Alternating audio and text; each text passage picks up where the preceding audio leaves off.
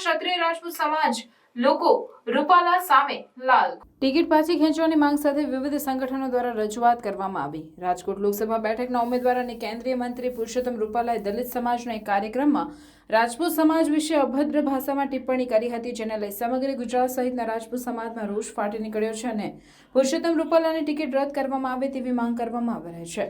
ત્યારે જિલ્લાના મુખ્ય મથક પાલનપુર ખાતે રાજપૂત સમાજના વિવિધ સંગઠનો દ્વારા રેલી યોજવામાં આવી હતી અને પાલનપુર ખાતે રજૂઆત કરવામાં આવી હતી અને પુરુષોત્તમ રૂપાલાની ટિકિટ રદ કરવામાં આવે તેવી માંગ કરવામાં આવી રહી છે। જો ટિકિટ રદ કરવામાં નહીં આવે તો આગામી લોકસભાની ચૂંટણીમાં ભારતીય જનતા પાર્ટીને મોટું નુકસાન થશે તેવી રાજપૂત સમાજના આગેવાનોએ ચીમકી આપી હતી। આજે બનાસકાંઠા સમગ્ર રાજપૂત સમાજ તમામ સંગઠનો અહીં માનસિક રોગી રૂપાલાના વિરુદ્ધમાં આવેદન આપવા માટે ભેગા થયા હતા।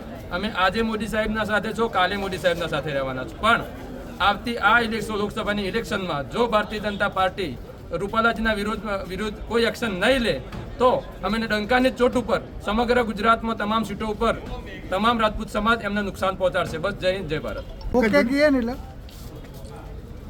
ઓકે, આજે પાલનપુર ખાતે અખિલ ગુજરાત રાજપૂત યુવા સંઘ બનાસકાંઠા, રાજપૂત કરણી સેના બનાસકાંઠા, મહાકાલ સેના બનાસકાંઠા જે રૂપાલાજીએ રાજપૂત સમાજ વિરુદ્ધ નિવેદન કર્યું એના બાબતમાં એમના વિરુદ્ધમાં આદરણીય કલેક્ટર સાહેબશ્રીને આવેદનપત્ર આપવા અને રૂપાલાજીની ટિકિટ રદ કરવામાં આવે અને એમના માથે કાયદેસરની કાર્યવાહી કરવા આવે એવી અમારી તમામ સંગઠનોની એક અવાજે માંગણી છે। આપનું નામ? ચૌહાણ પ્રવીણસિંહ પારસી, પ્રમુખ અખિલ ગુજરાત રાજપૂત। માની લો કે ભાજપ તમારી માંગણી નહીં સંતોષે તો આગળ શું રણનીતિ હશે? આગળ એના અમે સાથે મળી અને એનું આંદોલન ચાલુ કરશું અને એના વિરુદ્ધમાં જે થશે એ અમે કરશું।